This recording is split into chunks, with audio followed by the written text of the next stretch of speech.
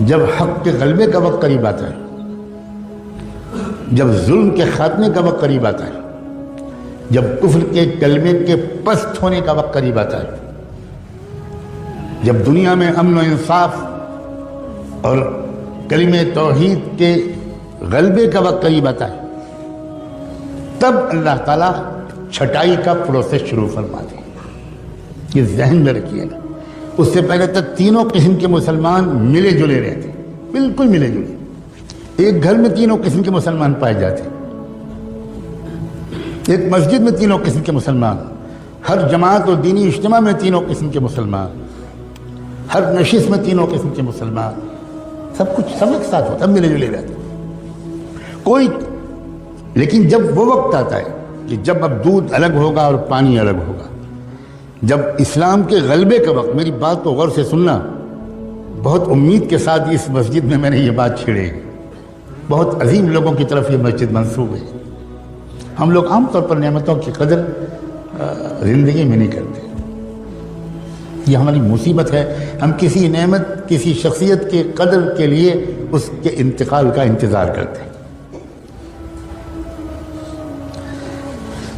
میں پھر دہراتا ہوں، جب اسلام کے غلبے کا وقت آتا ہے، جب کفر کے کچل جانے کا وقت آتا ہے، جب نظم عالم الٹ کر دینے کا وقت اللہ کے بنائے ہوئے پروگرام کے مطابق آ جاتا ہے، باطل کا غلبہ نہیں، کفر کا غلبہ نہیں، ظلم کا غلبہ نہیں، الٹی بات میں کروں، جب کفر کا خاتمہ، جب باطل کے کلمے کے کچل جانے کا اور اسلام کے اور حق کے اور انصاف کے اور امن کے قائم ہو جانے کا وقت جب قریب آتا ہے، تو ہمیشہ اللہ کا معمول ہے کہ ملے جلے تینوں قسم کے مسلمانوں کے ذریعے کبھی بھی حق کا غلبہ نہ ہوا ہے نہ ہوگا۔ اس سے پہلے اللہ تعالیٰ ایک پروسیس شروع کرتے ہیں، ایک ترتیب ہے اللہ تعالیٰ کی، وہ یہ کہ چھانٹ دوں گا میں، پہلے قسم کے مسلمانوں کو الگ کر دوں گا اور دوسرے قسم کے مسلمان بھی پیچھے پیچھے ان کے ساتھ رہیں گے، لیکن تیسرے قسم کے ایک انسان کو بھی میں اپنے مقبول بندوں اور بندیوں کے ساتھ کھڑے رہنے کی اجازت دے دوں گا۔ پھر میل تو چھٹے گا، الگ ہوگا۔ اور اس کا طریقہ کیا ہوتا ہے؟ اس کا طریقہ اللہ کی طرف سے یہ ہوتا ہے کہ کفر ظلم شروع کرتا ہے، ستانا شروع کرتا ہے، بڑھتا چلا جاتا ہے ظلم، ٹارچر ہوتا ہے، چلتے پھرتے مسلمانوں کو مارا جاتا ہے، جیلوں میں ٹھوسا جاتا ہے۔ یہ طریقہ ہے اللہ کا، یہ فلاں حکومت کر رہی ہے، فلاں حکومت کر رہی ہے، یہ ظاہری طور پر ہم کو اسباب کے اعتبار سے کچھ کام کرنا ہماری ذمہ داری ہے، لیکن میں سمجھا رہا ہوں یہ اللہ تعالیٰ کا ہمیشہ سے یہ سسٹم ہے۔ اُذِينَا مِن قَبْلِ أَن تَأْتِيَنَا وَمِن بَعْدِ مَا جِئْتَنَا، بنو اسرائیل کے لوگوں نے موسیٰ علیہ السلام سے کہا تھا کہ پہلے بھی ہم ذلیل سمجھے جاتے تھے، فرعون کے لوگ ہم کو دلتوں سے زیادہ بدتر سمجھتے تھے، ہمیں غلامی کی زنجیروں میں جکڑ رکھا تھا، آپ آئے، ہم نے آپ پر ایمان ہم نے قبول کیا، ہم نے آپ کا ساتھ دیا، اس کے بعد بھی وہی ظلم ہم پر ہو رہا ہے۔ وہ ظلم اور ظلم میں فرق تھا۔ چنانچہ موسیٰ علیہ السلام نے بعد میں جو جوابات دیے اور بعد میں اس قوم کی تاریخ نے جو مرحلے طے کیے، تو اس نے بتایا کہ بہت فرق تھا ان دونوں قسم کو ظلم میں۔ چھٹائی لازمی ہے، لِيَمْحِصَ اللَّهُ الَّذِينَ آمَنُوا لِيَمِيزَ اللَّهُ الْخَبِيثَ مِنَ الطَّيِّبِ۔ قرآن نے 20 جگہ یہ بات بیان کی۔ چھٹائی تب ہوتی ہے، یہ ایک بات میں تیسری چوتھی بار دوہرا رہا ہوں، جب اسلام کے غلبے کا وقت قریب ہوتا، اس وقت اللہ تعالیٰ یہ برداشت نہیں کرتے کہ تیسری قسم کے لوگ یہ دوسری اور پہلی قسم کے والوں کے ساتھ رہے۔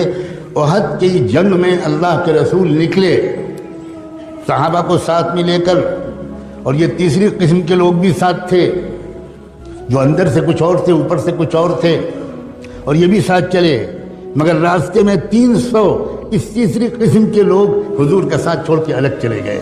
کیوں الگ چلے گئے؟ اس لیے کہ یہ اللہ کے نظام کے مطابق ممکن ہی نہیں تھا کہ یہ تیسری قسم کے لوگ اس فتح کے وقت میں ان کے ساتھ رہیں، یہ ممکن نہیں، یہ اللہ تعالیٰ کبھی نہیں ہونے دیتے۔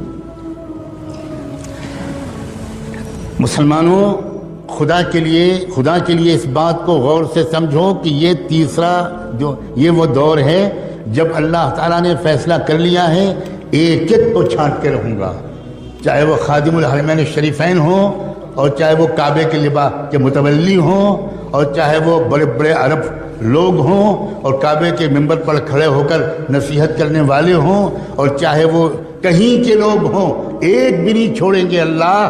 سب تھوڑے سے مٹھی بھر لوگ ہوں گے جن کو اللہ چن لیں گے، اور ان کے ذریعے سے پوری دنیا کے اندر ایسا انقلاب آ جائے گا کہ شجر و حجر بھی حیران رہ جائیں۔ یہ کیا ہو گیا؟ یہ سسٹم ہے اللہ کا۔ چھٹائی شروع ہو چکی ہے بڑی تیزی کے ساتھ، اور شروع بھی اللہ نے کہاں سے کی ہے چھٹائی، میرے منہ پر الفاظ نہیں آ سکتے کہ کہاں سے چھٹی ہوئی ہے۔ بدا الاسلام غریباً وسیعود غریباً کما بدا، وہاں سے چلا۔ اللہ تعالیٰ کے کوئی رعایت نہیں، تم ہاشمی ہو، تم مطلبی ہو، تم مکی اور مدنی ہو، تم قریشی ہو، اور تم فلاں ہو، اور تم سعودی ہو، اور تم یہ ہو اور وہ ہو، ہم تمہاری اندرون کی باتوں کو جانتے ہیں۔ وَمَن يَتَوَلَّهُ مِنْكُمْ فَإِنَّهُ مِنْهُمْ۔ یہ ہے دور، یہ عام دور نہیں ہے، یہ چھٹائی کا زمانہ ہے۔ آخری موقع ہے سنبھلنے کا، آخری موقع ہے توبہ کا، اور اپنی وفاداری کو ٹھیک کرنے کا۔ صرف ٹوپی پہن لینے کا نام بدلنا نہیں ہے، صرف کرتا پجامہ اور داڑھی کا نام بدلنا بالکل نہیں ہے۔ ہمیں جائزہ لینا پڑے گا کہ کیا ہم اسلام کے وفادار ہیں یا اپنی پارٹی کے وفادار ہیں، اپنی سیاسی پارٹی کے وفادار ہیں، اپنے لیڈر کے وفادار ہیں، اپنے پیٹ کے شرمگاہ کے وفادار ہیں، اپنی ذاتی انٹرسٹ اور اغراض کے وفادار ہیں۔ قدم قدم پر ٹکراؤ ہوگا، قدم قدم پر ٹکراؤ ہوگا۔ ایک طرف تقاضا ہوگا اسلام کی وفاداری کا، اس میں ممکن ہے تکلیفیں آئیں، بالکل آئیں گی، بالکل آئیں گی، جیل بھی آئے گی، پھانسی بھی ہوگی، سزائے موت بھی ہوگی، فقر و فاقہ بھی ہو سکتا ہے، پتہ نہیں کیا کیا ہو سکتا ہے۔ یہ تو بالکل یقینی بات ہے کہ چھٹائی لازمی ہے، مگر عجیب بات ہے یہ حالات اور یہ چھٹائی، خدا کرے اتنی ہی بات سے آپ سمجھ گئے ہوں، یہ انتہائی شاندار مستقبل کی علامت ہے۔ بات الٹی ہے۔ اگر اسلام کا غلبہ ابھی دور ہوتا، ابھی اس میں کئی صدیاں باقی ہوتی، تو میں پورے یقین کے ساتھ عرض کرتا ہوں اس مسجد میں بیٹھ کر کہ ابھی بھی وہ حالات نہ آتے، نہ یہاں آتے، نہ یورپ میں آتے، نہ امریکہ میں آتے، نہ عرب میں آتے، نہ مشرق میں آتے، نہ مغرب میں آتے، نہ شمال میں آتے، نہ جنوب میں آتے۔ ہر جگہ حالات اسی طرح کے آ رہے ہیں۔ یہاں آپ کوس لیجئے کہ ابھی فلاں کی حکومت ہے، اور باقی جگہ یہ تو خداوندی ایک نظام ہے، اور اس نظام کو دیکھ کر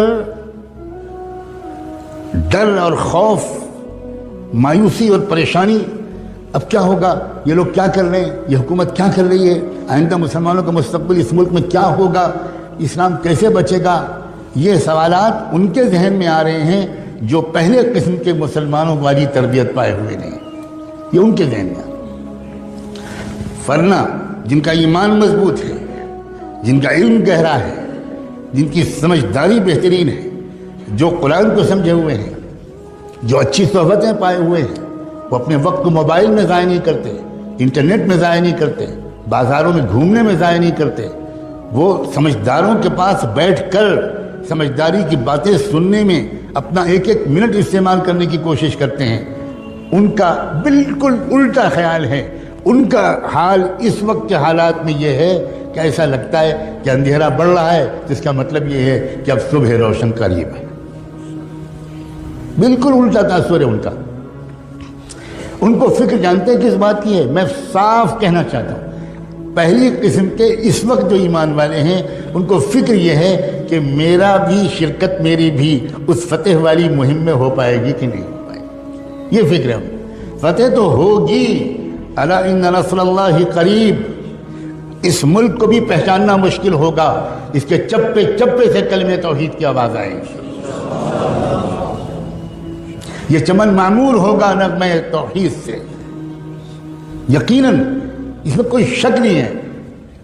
فکر جو ہے اس پہلی قسم کے لوگوں کو وہ یہ کہ میری شرکت، میری اولاد کی شرکت، میرے جگر کے ٹکڑوں کی شرکت، میرے شاگردوں کی شرکت، میرے دوستوں کی شرکت، میرے قریبی لوگوں کی شرکت اس مہم میں ہو پائے گی کہ نہیں ہوگی؟ ہم تو نہیں کان پکڑ کے نکال دیے جائیں گے، ہم تو نہیں محروم کر دیے جائیں گے کہ نہیں تم نہیں شریک ہو، تم اس قابل ہی نہیں، ہم تم کو خوب پہچانتے ہیں، ہم تم کو خوب پہچانتے ہیں۔ لا تخرجوا، کیا ہے وہ جو کہا گیا تھا ان منافقین سے،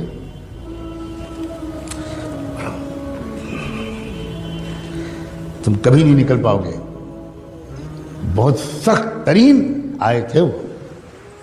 جن لوگوں نے دھوکہ دیا تھا اسی تبوک کے موقع پر ان سے اللہ نے کہا ان سے کہہ دو کہ تم کو کبھی بھی راہ جہاد میں نکلنے کا موقع نہیں ملے گا۔ لن تقاتلوا معي عدوا ولن تخرجوا معي ابدا، کسی دشمن سے مقابلے میں کبھی تم کو میرے ساتھ دینے کا موقع توفیق نہیں ملے گی، اور کبھی تم آئندہ راہ خدا میں میرے ساتھ نکل نہیں سکو گے۔ صاف صاف، لن تخرجوا معي ابدا۔ یہ وہ دور ہے جس میں ہم داخل ہو چکے، یہ بتانا ان فرض ہے، اس لیے عرض کر رہا ہوں خدا کے لیے اس بات کو واقعی ایک آگاہی سمجھیں۔ اسی لیے میں نے وہ دوسری آیت پڑھی تھی، فَفِرُّوا إِلَى اللَّهِ إِنِّي لَكُمْ مِنْهُ نَذِيرٌ مُبِينٌ۔ بھاگو اللہ کی طرف۔ بھاگتا تو آدمی اس وقت ہے، اور بھاگنے کو اس وقت کہا جاتا ہے جب معاملہ ایمرجنسی ہو، ارجنٹ ہو، وقت کم ہو، اس وقت کہا جاتا ہے۔